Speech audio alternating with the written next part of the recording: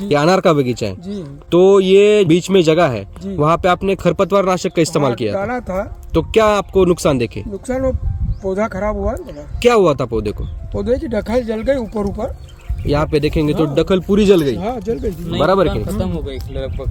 खरपतवार नाशक जब डाला था आपने जी तो उससे पहले पौधा कैसा था आपका? पौधा अच्छा था। अच्छा था, हम्म। नई फूटान उसमें चल रही हाँ थी। चल रही थी। और अभी क्या प्रोसेस है पौधे की? उसमें थोड़ा दब गया ना पौधा है। दब गया है। हम्म। तो किसान भाइयों, आज बहुत सारे किसान खरपतवार नाशक का जमीन में इस्तेमाल कर रहे हैं, जी तो उसके नतीजे आप दो टाइप से भुगत रहे हैं। एक तो पौधा भी कमजोर हो रहा है और मिट्टी भी बंजर हो रही है, खराब हो रही है और खर्चा हो रहा है। खर्चा भी हो रहा है। तो जो किसान हैं, हम एससीटी वैदिक के माध्यम से हमारे जो माननीय राम सर जी है, वो सभी किसानों को बताते हैं कि मिट्टी में खरपतवार नाशक नहीं डालना चाहिए। नहीं डालना चाहिए। अगर आपने सॉइल चार्जर का छिड़काव किया ऊपर से 15 या 20 मिली प्रति लीटर से, हम्म। तो भी वो खरपतवार है वो डायरेक्टली स्टॉप हो जाता है। स्टॉप हो जाएगा। फसल में नाइट्रोजन लेवल जो है बढ़ जाती है रासायनिक की वजह से, हाँ। और वो सॉइल चार्जर की वजह से कम हो जाती कम है। होती है। तो किसान भाइयों, एससीटी वैदिक की तरफ से हम किसानों को यही बताते हैं, आप खरपतवार नाशक का इस्तेमाल बिल्कुल बंद करो, सॉइल चार्जर का अतिरिक्त इस्तेमाल करो, मिट्टी का CN रेशो बैलेंस करो, और आपकी मिट्टी से खरपतवार है वो डायरेक्टली गायब करो। गायब हो जाएगी वो तो।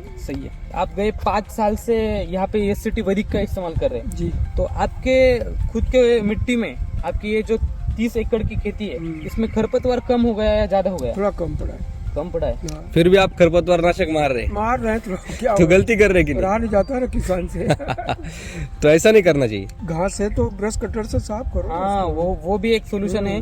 अगर आपके बागवानी में अगर खरपतवार बढ़ रहा है तो आप ब्रश कटर का इस्तेमाल हाँ, कर सकते कर हैं, सकते हो। लेकिन आप खरपतवार नाशक का इस्तेमाल मत करो। धन्यवाद।